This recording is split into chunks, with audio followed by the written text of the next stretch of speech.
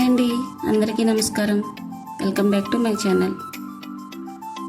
మేము దీపావళి పూర్తి అయిపోయిన తర్వాత దీపావళి మరుసటి రోజు నుంచి నాగుల చవితి వరకు దీపాలు అయితే ఇలా బయట అయితే పెడతాం.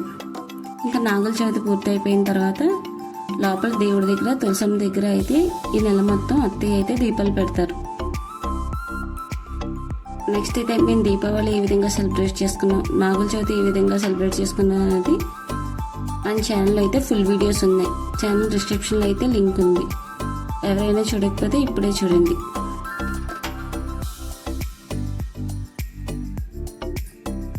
నెక్స్ట్ ఇలా మందులు కూడా అయితే మేము ఈ 5 days కాలుస్తాం నాగుల చవితి అయ్యే వరకు.